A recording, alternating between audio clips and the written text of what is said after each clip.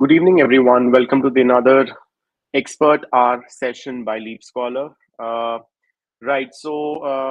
Today we're going to talk about very important thing, and because we're continuing a lot of Australia-specific YouTube lives now. So today we'll be talking about the affordable universities in Australia.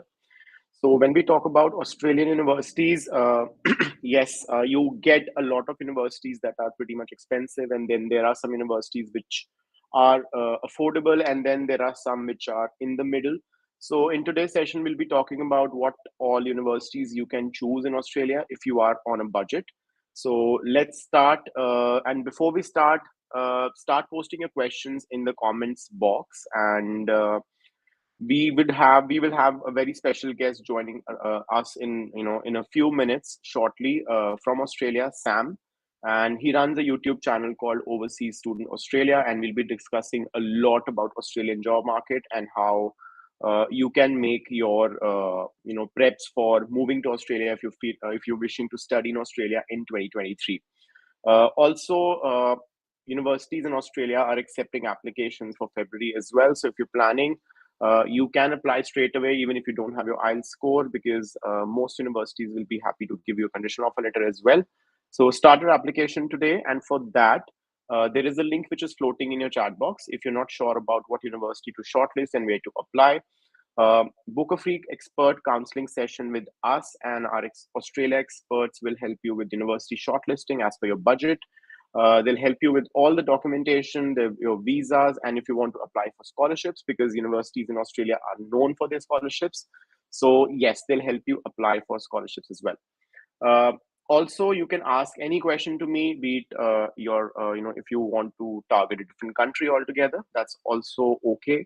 I'll be answering a lot of questions around different countries as well. But for Sam, let's keep the questions, Australia specific only, because he'll be able to guide you for Australia itself. Right. Uh, so let's start with today's presentation. And right, so the basics. So when we talk about affordable universities in Australia, the tuition fee range can be between 20,000 to 30,000 approximately.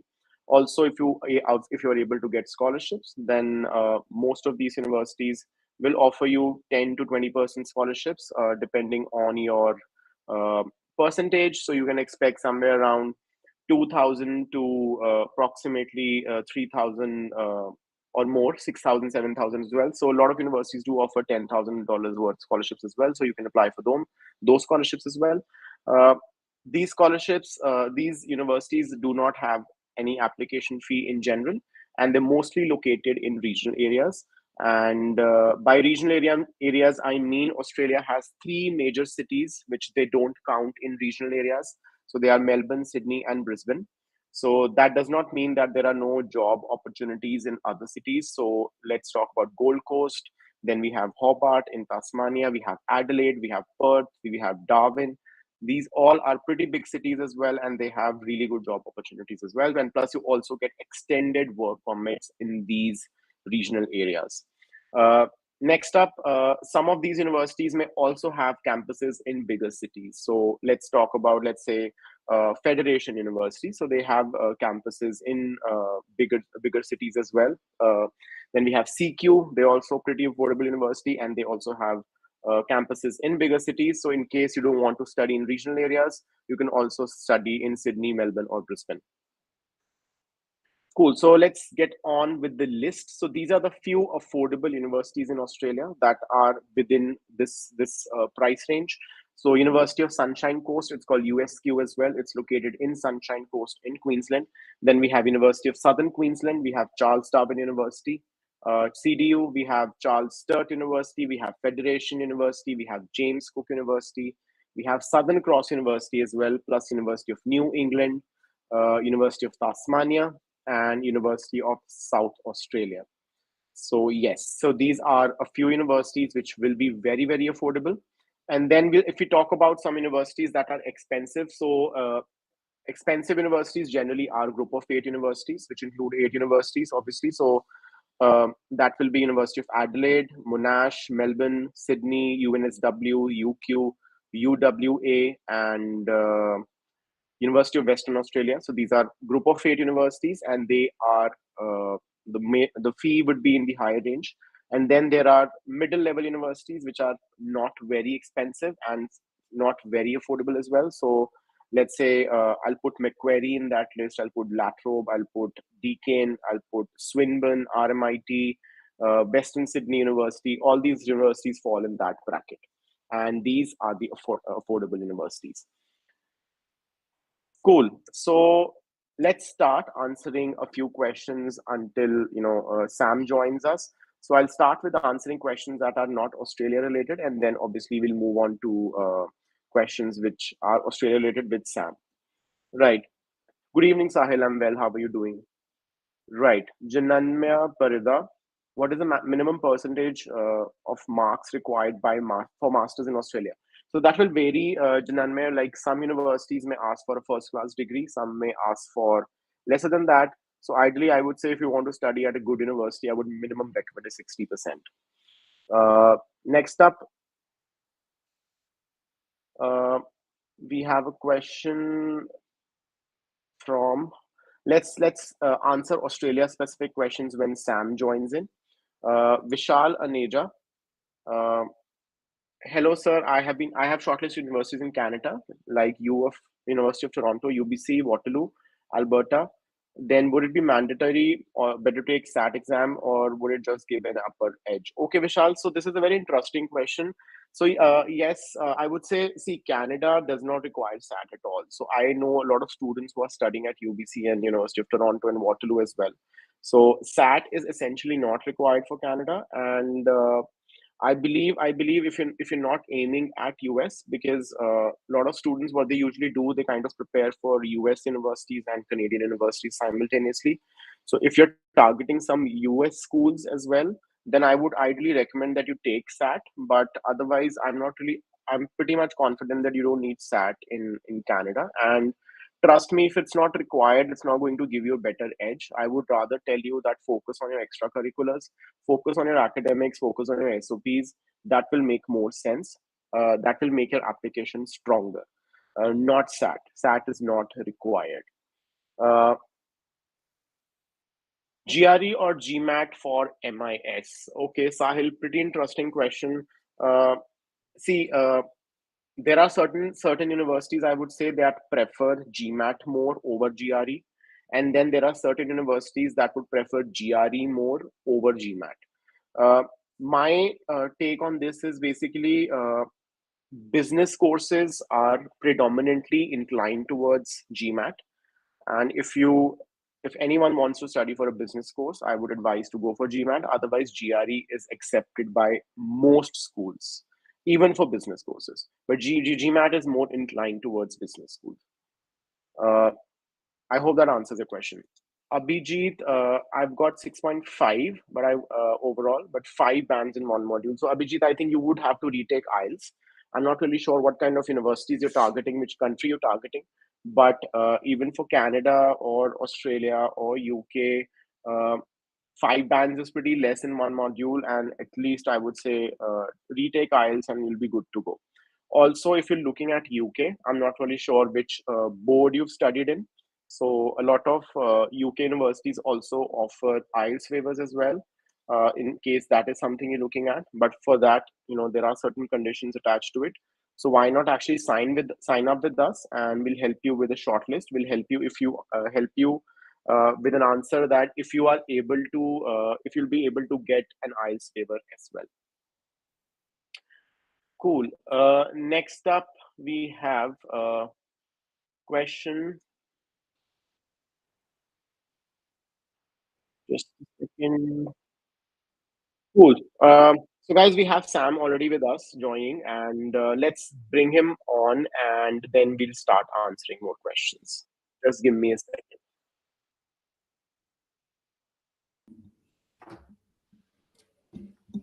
Hi, Sam. Good evening. How are you? Good, Saket. Yourself?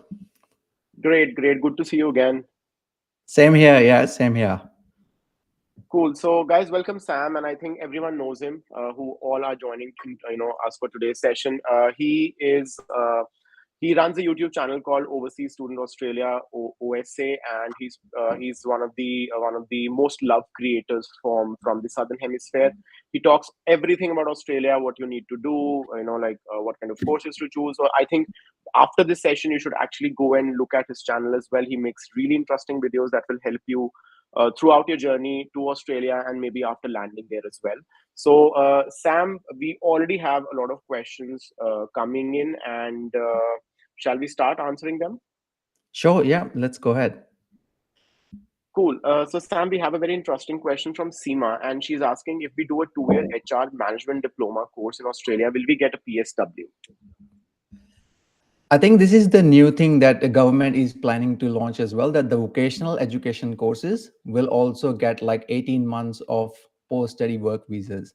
So this is still like, it hasn't been finalized or it hasn't appeared yet Yeah, on the official, website of the government, but hopefully right. soon. Yeah, it is like in the process. I think it should be implemented in next. Yeah. To answer your question, Seema, yeah, it seems like Australia is moving that way. So there will be some sort of post-study work visas for vocational education programs as well. That includes certificates, diplomas, and so on.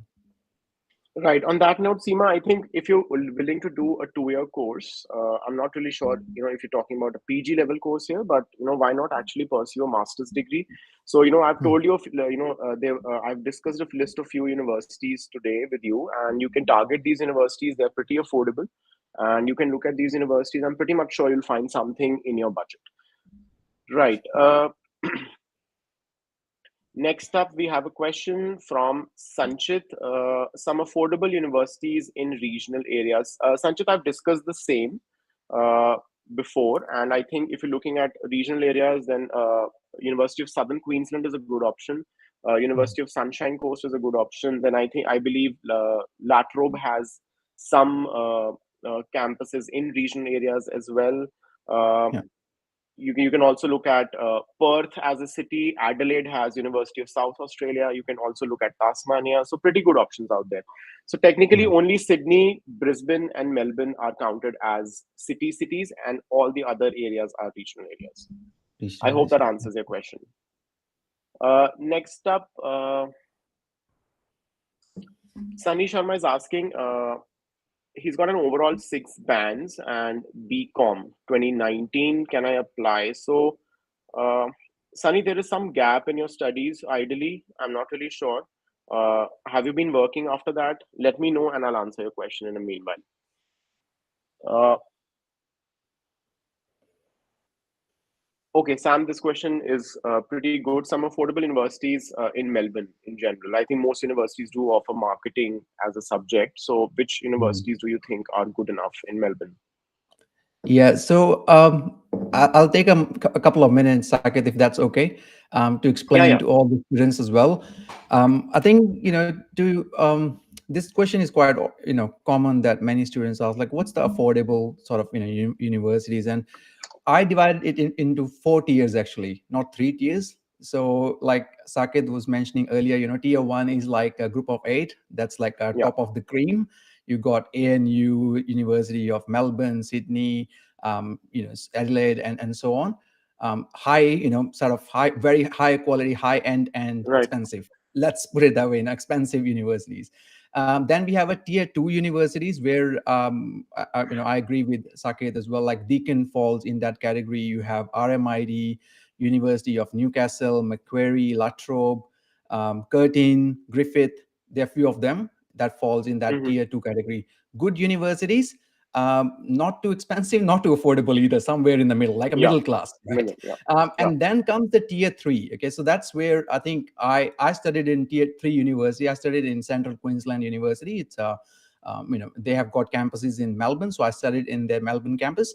But they got campuses throughout, like in Sydney, they Yeah. have got campuses in Queensland. It's funny, because a lot of people, when I say to them, I studied at Central Queensland University, so people generally Yeah. thought that I actually studied in Queensland. They'll be like, Queensland. "Have Yeah. you moved to Melbourne recently?" I'm like, no, I have always, lived in Melbourne, just studied in a Queensland university. They have got a campus here. So I would put Central Queensland University, Southern Cross University, University of Southern Queensland, Then you have ECU, Edith Cowan University, Western Sydney, Charles Yeah. Sturt, University of New England. So that's tier three, according to my understanding. And last, tier four is actually not a university, but they teach university courses as well. So this is Hmm. where it gets a little bit interesting, because they're even cheaper than universities, but they are not really universities. So we look at Right. like places like Kaplan Business School. Okay, that's Right. one of those places. Then we have Melbourne Institute of Technology. They Right. are having a collaboration with Federation University here in Melbourne. And then there is Yeah. another college called Holmes College. I'm not sure if Holmes anyone of Institute. you Yeah. heard about these places. So they're like, I would say tier four, because they are pretty cheap. And I looked at some of their pricing as well. So a lot of students usually ask us like about MBA courses, right? So Yeah. the cheapest one I found out on like on Holmes College, I looked at their website today itself. It was 2 years MBA, $39,200 for the whole course. Right. So that's like $19,600 for each year. That's Per even less annum. than $20,000. That's Yeah. quite affordable, I should say. Right. So yeah, so those are the things you have to look into. So that's why I've done through those four tiers. Like tier one is like high end, and tier three is a little Yeah. bit like much affordable, and tier four is like very affordable. Like Very comes in affordable. that Yeah. range. So I would say anyone who's looking into like Sru is asking this question, like affordable universities, masters in marketing. I think most of the schools will teach these sort of courses, like masters in marketing, accounting, Yeah. MBA becomes free, like stand on. So you can, if you're looking specifically in Melbourne, look at these Kaplan Business School or Federation University is quite affordable. You should Yeah. also look at Victoria as well. Victoria University doesn't come in the high end. I would say very expensive. So Yeah. those are some of the ones you should definitely look at. And I think they got Right. the Holmes College got their campus in Melbourne as well. They got, I'm not sure if they got campus in Sydney, but definitely in Melbourne, I know that they are Right. one of the most Right. affordable one. Cool. Sorry, Right. And I Saket, I believe, took a bit of time, yeah, to no, explain actually, this. that's pretty informative, actually. And I believe, for someone who's looking to study at a budget, they can also look at these institutions. So yeah, like Yeah, as Sam said, if you are strictly on a budget, if you want to kind of look at, not kind of stray away from a university degree, like he said, that you still get a degree from a certain university, like Federation, or you know. Whatever university the college is affiliated to. So yeah, you yeah. can look at these options as well, guys. I think pretty informative for everyone who's attending today's session. Cool. Next up, Sam, we have a question from Saksham, and pretty interesting question. How can I maximize my chances of getting a scholarship? Not just, okay, let's not talk about Monash in general, but in general, every university in Australia. So any specific criteria they're looking at? Sure. A good question, Saksham. Very good question. That most of the students would really, want to score a scholarship. So, what's the criteria? So, one of the first criteria, an automatic criteria, is your grades.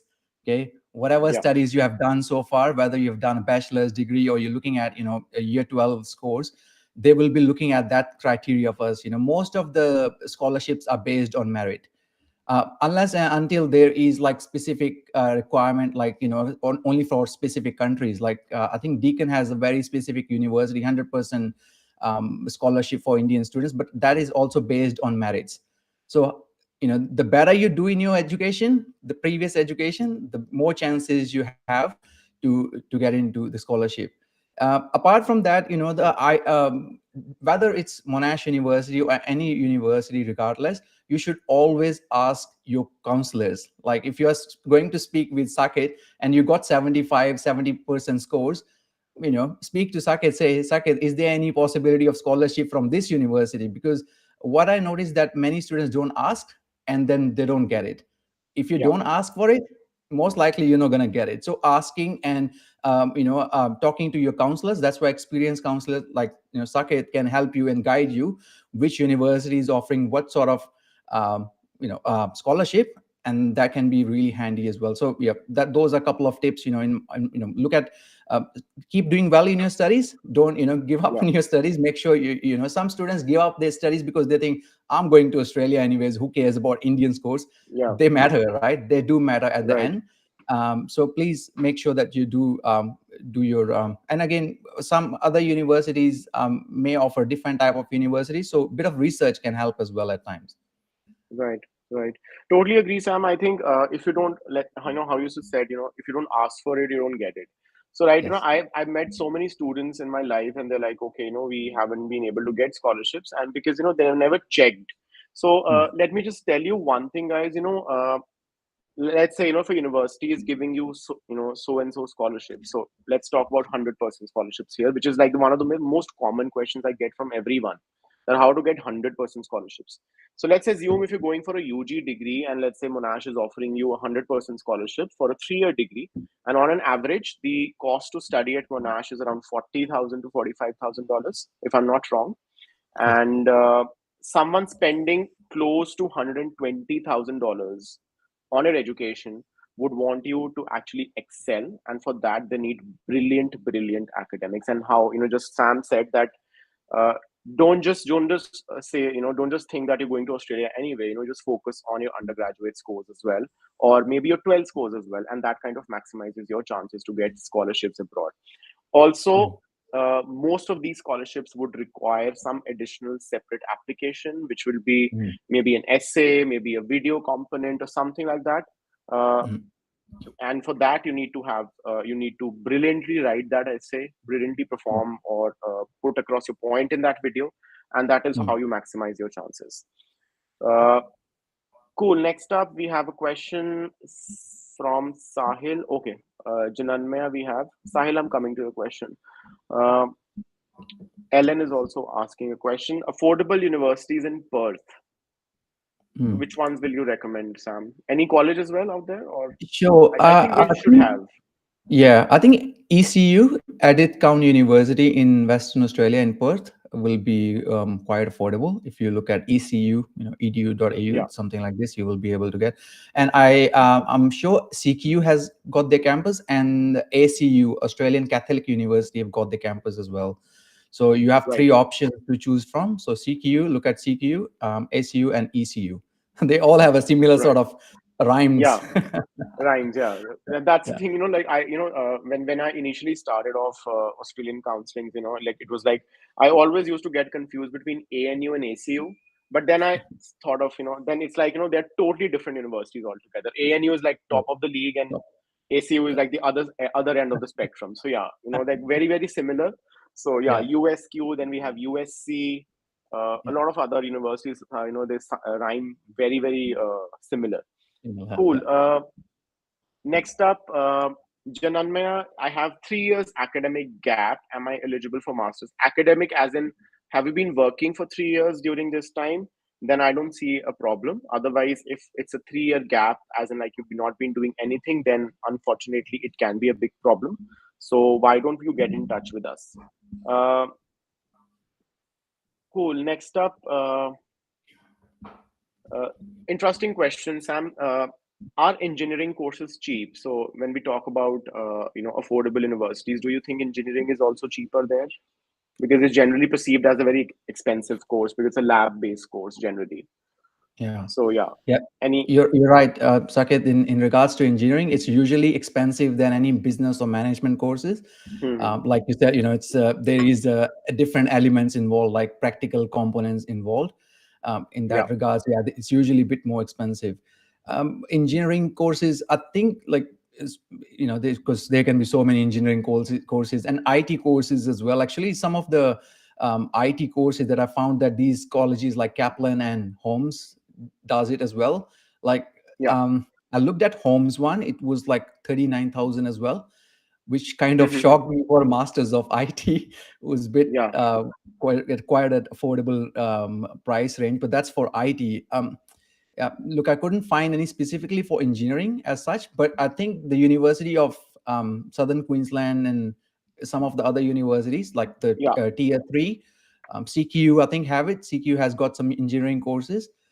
So as I think right. ECU and Western Sydney. So look at those three or four universities. Again, you need to Right. figure out where you want to study as well, because then it will also narrow down some of your university criteria, like these are the universities available only in specific locations. Right. Yeah. Cool. Okay, so I'll answer Sahil's question now. He's been asking this question for a long time. Apply to Canada. So Sahil, technically, most Canadian universities will give you a conditional offer letter. That is not the case with the colleges, however. But like you said, you're applying for the universities, and I've also spoken to you one on one. You can apply to most universities. I have not seen any issues whatsoever in the past. And I'm not really sure who's telling you that. But again, most universities, Canada, the fall intake is going to start in September 23, and you're eyeing September 23, then you still have time. And even if you get your transcripts or your mark sheets let's say you graduate in May or June and you get it by July, I think you can easily get a Canadian work permit. But if you still have questions, I think you should individually email these universities and they can help you with the same. But there are a few students of mine who went abroad and they were just completing their bachelor's, and they easily got into universities. So I don't see any problem with that. I'm not really sure where this question is coming from. Uh, so one question again for Canada. Uh, can one take IELTS test after 12th final exams? Probably in April 23. Yes, you can, Vishal, but I would advise that get your IELTS sorted by January or February. That's an ideal time. That is something I would normally I normally tell to students that they should get the IELTS sorted before they actually move on to the 12th exam, so that you don't have another tension mounting on you that you have to take the IELTS after your 12th as well. So just focus on your 12th after you give the IELTS exam. Focus and excel in your boards. So that's my suggestion. Uh, okay, so Sam, undergraduate level. So we all know, again, it's a very similar question that cheap universities for engineering, but undergraduate courses, in general, they tend to be expensive because they're longer. Especially, I think a lot of universities would offer degrees that are like 4 years as well sometimes. Mhm. So do you think it's worth pursuing an undergraduate degree abroad in general, and especially Australia for that matter?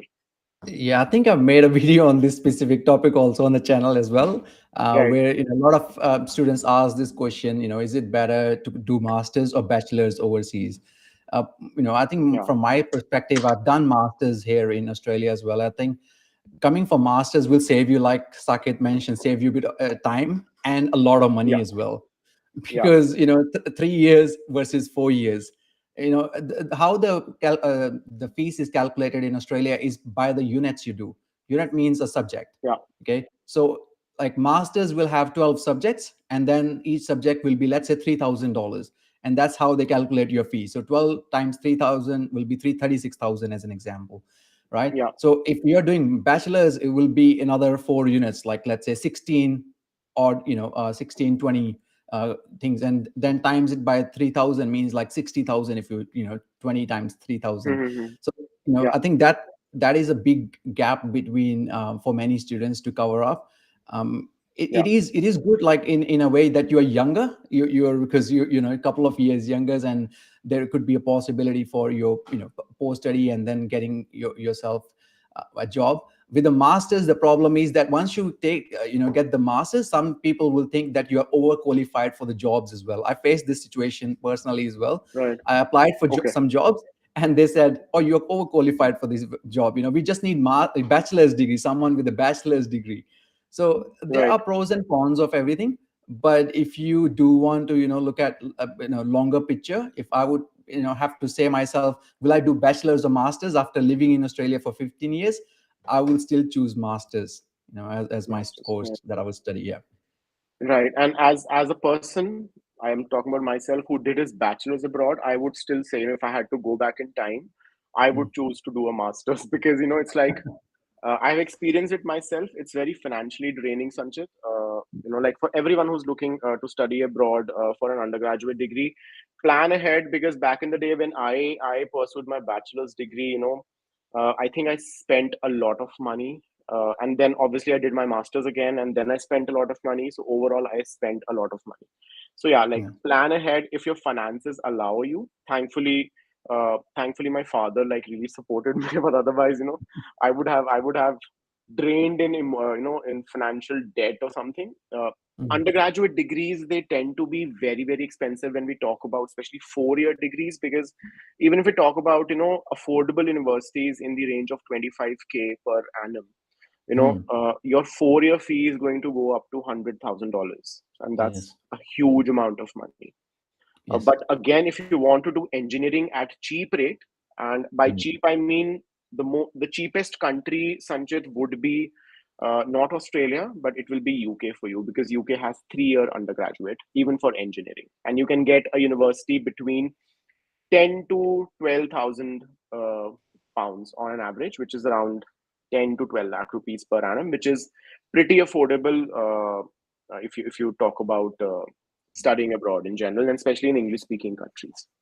Yeah, and I think I'll Right. add one more thing here, Saket, with your experience as well. You would, I'm not sure if you'll agree. I think you will agree with this, that you as a person after year 12 versus you as a person after a bachelor's degree is a huge difference, right? So Definitely. the maturity of the 3 years is a big thing. Once you have gone to a college or university in your home country, then you would have like a better understanding of things, because Yeah. would have seen a different kind of world. Year Right. 12, you're still in the school, you're just a baby.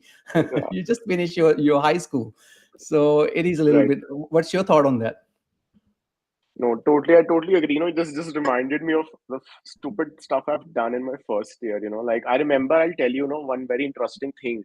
So, because you're new to some place, and it's not about just finances or your daily life or something, because, it also takes into account academics, right?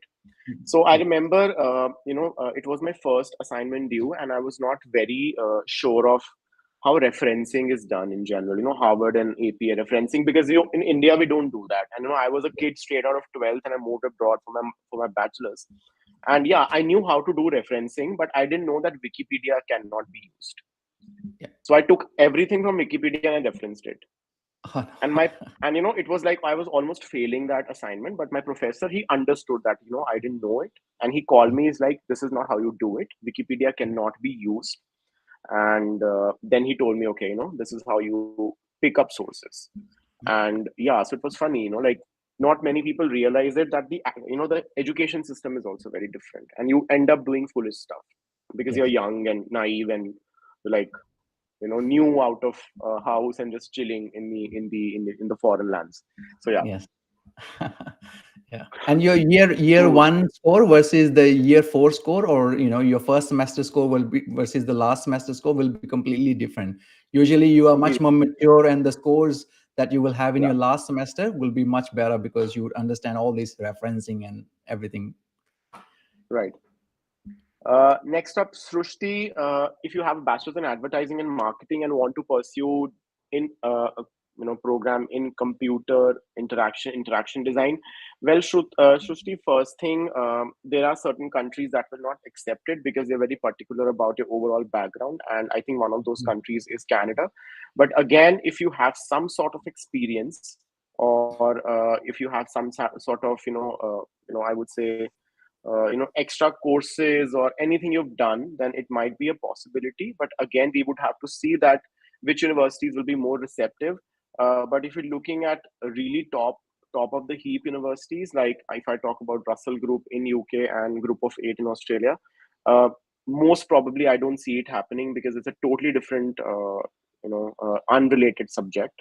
So Mm. I would suggest you that you speak to us, and I would need to evaluate your profile more, Mm. and then we'll help you with your university shortlist. But again, some universities will accept you. I have a lot of students who've changed fields, but again, they had some sort of linkage to their previous background, which kind of allows them to shift the subject altogether. I hope that answers your question. Okay, Ismail Ahmed, after completing master's degree of 2 year, is PSW for 5 year? Uh, Ideally, I think, Sam, it's 2 years for, I think 3 years for Sydney, Melbourne, and Brisbane now. Yeah. And is it 5 years for regional, or it's I become think, yeah, they 4 years? they said it was. It was I think it's still 4 years. They haven't finalized 4 years, that yeah. additional 2 years that they were planning to do it. So yeah, Right, I don't think that will come in. I think after October or November, we'll get to know more about like additional years you will get after that. right, So just stay at the same levels at the moment. A master's, I think it's still, you know, those 2 3 years in Sydney, Melbourne, and then regional, you get another extra year, and then if you go really regional, then you get another year or so. right, right. And I think that's the thing. I don't know, like, you're there, so I think you can tell me better. This is one question I had for, like everyone asked me this question. Australian government, they announce something and then they disappear for 2 months, 3 months, 4 months, and then they come back again. Like, I remember making a reel on Metri scholarships, right? Yes. And that was back in June. And uske baad se I have been asked this question so many times that when is that scholarship going to get launched? And I think Yeah. I still don't have any evidence, any news article which confirms that. So why Sure. is that? Is the government very slow there in general? I think the problem with that Maitri scholarship is that this was made by a previous government, which was Scott Morrison was the prime Oh, minister, and then okay, Liberal okay, government. So once the government changes, so it changed in May 2022. So any announcement okay, that's going to come into effect now, it will be happening in next couple of years. okay, Maitri cool, scholarship is something that has gone into. I'm not sure if it has gone into cold bag. The cold bag that goes in and it gets open only once in a while. So right, I'm not sure what's happening with that scholarship. Yeah, we had a huge hopes from that university, like a scholarship as well. But I yeah, think because of the change in government, that has had a huge impact on yeah, certain things. right, So this right, new government is trying to push the things. One couple of things they have done well so far is they're spending extra bit of money for Department of Home Affairs to faster the process for the visas. As you know, it's a lot of students are waiting. We get so many questions on a regular basis. When I'm gonna get my Australian student visa, but then I think they're spending a lot of money to push that thing, and right. then this thing we're actually waiting for. So hopefully we'll in one of our next lives or a couple of next lives down the track, we'll be able to discuss more about this post study work visa additional time frames. Because Right, hoping to get some right, update in October. right. Cool. Next up, we have a question from Sunny. Okay, I think he did ask a question beforehand. So you have 2 years of experience, 6 each score. Sunny, I think ideally, if you're looking at a decent university, you should ideally look at 6.5 minimum. So, but why don't you apply, without IELTS score? And once you start receiving offers, then you can kind of retake the IELTS because Australian universities do offer conditional offer letters. So get in touch with us and we'll help you with your application. Uh, Okay, talking about business analytics and top universities, Githartha are group of eight, because obviously when we talk about top, it's group of eight only. But let's talk about career in business analytics in Australia. So how is it currently? Business analytics and data sciences and everything, because it's like very hot courses these days. And how's Australia as a market for these courses? Yeah, I think I mentioned in the last live as well. My own brother studied his software development courses, Yeah, and he's closely linked with these analytics and business analytics and data scientists. Very good courses. If you can take those courses, they are a bit of high end. I would say if you really want to take some of these courses, make sure that you take it from at least from a decent university. If you don't take it in a tier right. one universities we discussed earlier, maybe tier two. Don't go less lower than tier two, because you want to have Yeah, some value in your course as well. But once you've done these courses, there's a great chance of scoring a decent job. And yeah, you will be in a high end when it comes to the salary packages as well. So right, there are opportunities available. And I have a first hand sort of information in IT, data analytics, and business right, analytics sort of areas, because my brother works in that industry. And then I keep asking him how's the industry and how everything's going, and he's like, yeah, there's a huge demand. People, we are looking for right, people. We're looking for people in this industry. right. Cool. I hope that answers your question, Gitartha. Next, Rani Menon, Australia awards are not applicable for Indian students. They're not they just focus on a few countries. I would suggest that you go and check their website. And it's clearly listed that the list of participating countries, and India is not on the list. However, you can apply for other scholarships as well. Arman Mohammed, 15 PT is almost like 6 in IELTS, I would say, aroundish 6. Ideally, I would suggest get some more, retake the test, and I think you'll be ideally getting into a better university. Talking about UNSW, uh, ideally, how much scholarship should one expect in UNSW? Uh, Vinay, generally speaking, getting a scholarship in group of eight, like in getting an admission and getting a scholarship in group of eight is technically, I would say, pretty challenging because there is intense competition. And Mm. but having said that, group of eight also is is like one group which gives millions and millions of dollars in scholarship every year. So, depending on your overall profile, I would need to know more details. Bachelor's grade is average.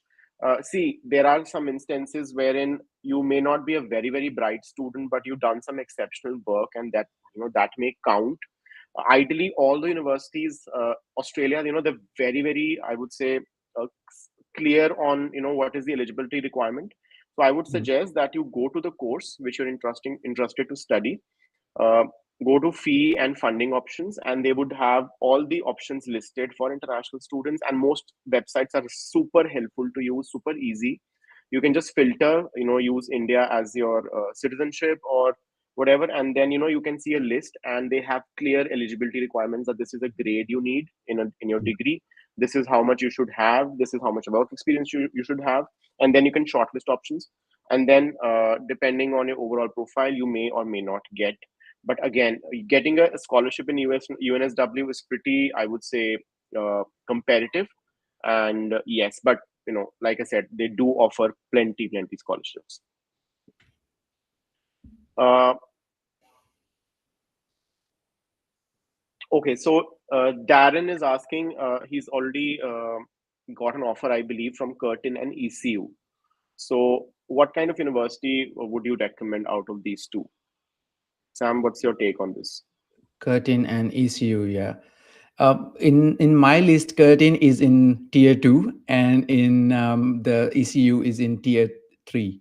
So yeah, I would go for, if you really are into like want to get a decent graduate outcome out after your studies, then I would say Curtin will be a better choice in regards to, because it is better ranked university, and it is more, it's not really affordable as we discussed. It's a tier two university, but it Yeah, is graduate outcomes are much better from right, 13. right. Next question.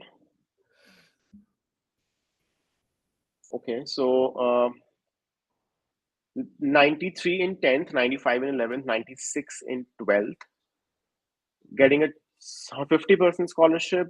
Ujjwal, you can also apply for a 100% scholarship, but again, getting it is also not just it's not just based on your academics and or whatever you've done at school, but again, it also depends a lot on your luck factor as well, because these scholarships, they're very limited, they are not awarded to a lot of students, so the competition is intense. I would say that with this profile, apply for 100% as well, right, Sam? I think he's got a Yeah, decent, good academics as well. very good scores. I wish I could score that much in my in my studies. Yeah, but you've done well, Ujjwal, so far. So congratulations. Keep doing it. Just like Saket mentioned, apply for 100% as well. Be careful when Yeah. you're writing your essays or your videos. So make sure that you get it checked from some counselor before you submit it for your final submission. So it's very important. Academics is not the only thing they look at. Sometimes they look at your overall profile as well, how you are and what you've done in your life. Right. So, just to quickly wrap up this session, Sam, you know, uh, just one question. I think last time we spoke about some tips and tricks, for someone who's coming to Australia for the first time. Mm. So, let's talk about, can you briefly tell, like about, any preps one can make in terms of getting part-time jobs? Like, do you recommend altering the CV as per Australia, how the Australian market works? What kind of tips you'll give to someone who's new to Australia and is looking for a part-time job? Yeah. So even before coming to Australia, I think there are a few things you should be, trying to do. One thing you can do upscaling yourself a bit of with your communication skills. So, learn and speak a bit of English because, you'll end up speaking a lot in Australia. So Yeah, improve, work on your communication skills. I think that will be something you'll have to work on. The other thing will be taking some short courses. So you can do some short courses like RSA, RSG, and they are like these days you can still do it online, because there are a lot of still a few restrictions in regards to face and so on. So there's a bit of advantage of that. So take advantage of online short courses, especially in hospitality. I think we discussed it last time as well, Saket, that there are yeah, so many students who work in hospitality. RSA is kind of a must if you're going to work, which is responsible service of alcohol. yeah. Regardless of you actually serve alcohol or not, it's a matter other matter is that Right, right. because you're working in the venue, you need to have that sort of thing. And also, like working on your resume also beforehand. So if you want to get a free template, you're welcome to actually download from our website as well. I've actually created this template, Australian based, for part-time jobs. So if you want that, you're welcome to download it from, go to our channel, and there are plenty of links everywhere that you can Right. find link for the resume. So customize your resume before applying or coming to Australia as well. So yeah, quick, Right. these were quick tips for before ending Cool. and wrapping up. Cool. But yeah, that's it from my side, Saket. Cool. Thank you so much, Sam, and good night to you. And I'll hope to see you again soon sometime. Thank you. It was really good session. I really enjoyed it. Thank you so much. Thanks Same here. everyone. Thank you. Bye bye. See you. Bye. Cool. Let me take up the next question by Sufyan Patel, Masters done in UK and Leicester, University of Leicester. Do I require PT or IELTS? So ideally, you already have a master's degree from UK, so which is essentially an English-speaking country. And I think Sufyan, if you apply, most universities will happily give you an English language waiver. So, guys, if you already studied an English-speaking country, and that applies to most of the countries. So, let's say you have a bachelor's from any English-speaking country, and you're applying for a master's at any English-speaking country, and all the countries would happily give you an IELTS waiver. So, I remember when I went abroad, I did my bachelor's from the UK and my master's from New Zealand. And then when I applied to New Zealand, although IELTS was required by the university, just because I had a bachelor's from UK, my IELTS was waived off. So yes, you can. You can study for a master's in Australia without IELTS and PT if you already have a degree from the UK. Nana Macquarie is pretty known for creative industry, but I would say just keep your options open. You can also look at Swinburne; they have really good programs. You can also look at Deakin; they also have pretty good programs. Uh, Next up, Angel got unconditional offer letter from ECU. I'm eligible for a scholarship, but it's not mentioned in the offer letter or not intimated. Will I be able to get a scholarship after accepting the offer? Angel, I would advise that you tell your counselor that write an email to the university and asking them if you are eligible, because I'm not really sure, because most universities they put it on the offer letter, and I'm not really sure which scholarship you're talking about, because there are two types of scholarships essentially. One is automatic scholarship and one is merit based scholarship.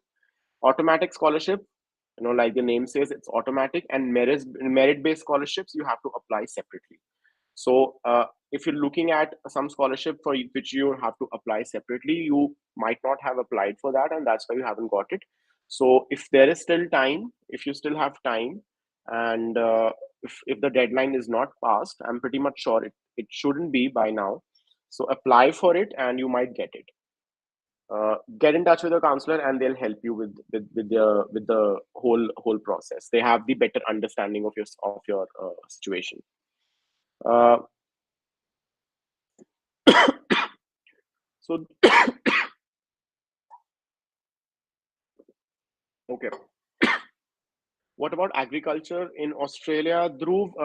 I think agriculture as a field, it's pretty good, but again, don't expect to get good job scopes, especially in bigger cities, because agriculture is mostly regional area based, and most universities will be based in the regional areas. So I would say, if you're happy living in a regional area, agriculture is a good field to choose in Australia. You can also look at Canada for that matter. Canada also has plenty good opportunities for agriculture.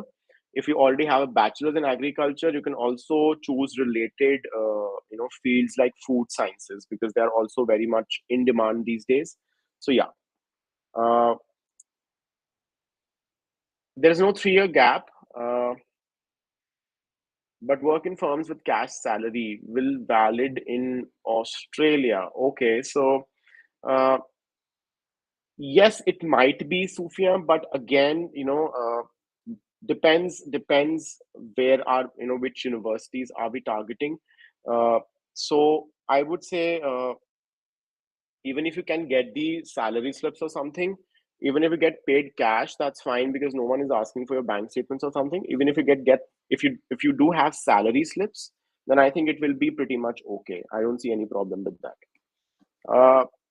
Krishna, I've covered the affordable universities, so you can rewind the session and take a screenshot. So it's already there. uh, MIM is basically, Australia has a master's in business or a master's in commerce, or maybe a specific master's in a specific subject, like master's in marketing, which they call MMKT, or they have MIB, which is a master's of international business. So Australia does not call it an MIM. Uh, yes, MIMs in Australia are pretty good, and I would say they're basically aimed at people who do not have work experience and they want to get into a master's degree right after college. So yeah, they're pretty good options depending on which university you choose. Uh, Ritual, for engineering management. See, engineering management as a program would be not as cheap as, say, like a business or a humanities course. So I believe you can look at universities based in regional areas. If you're looking at top universities and not very expensive to study, then I would say in the group of eight, I would say essentially, uh, you know, UWA and Adelaide would be the cheapest out of all the other group of eight. So if you want to look at that, apart from that, you can also look at Charles Darwin University. Again, it's not in group of eight, but again, that will be pretty affordable. University of Tasmania is also good if you're okay living in Tasmania, because not many students are. But again, every place would have its pros and cons. So yeah, you can choose according to what works best for you. Cool. I'll take up one more question and then we can wrap up this quick session. Uh, Shrutika, yes, RMIT is a good choice, and it's a very good university with they have a campus in Melbourne, and pretty good graduate employment prospects. Uh, cool. I'll pick one more question from Jitesh. He has an offer letter from RMIT, La Trobe, and Deakin for Masters in Finance. What could be my best choice? For business courses, finance, accounting, and all these, I would say my choice would be Deakin, then La Trobe, and then RMIT. That's my choice. And I believe ranking wise as well, Deakin is rated higher than La Trobe, and then RMIT is rated lower than La Trobe. So I would say Deakin, La Trobe, and RMIT. Cool. I hope that answers the question, Jitesh. Thank you so much, guys. I'll see you sometime this week again, and I hope you enjoyed today's session. And plus, we'll be also doing a couple of US sessions now. So I will have some other guests joining us for US sessions, and stay tuned to the channel, and we'll come back with another session sometime this week. I hope to see you soon. Good evening, and see you again. Bye bye.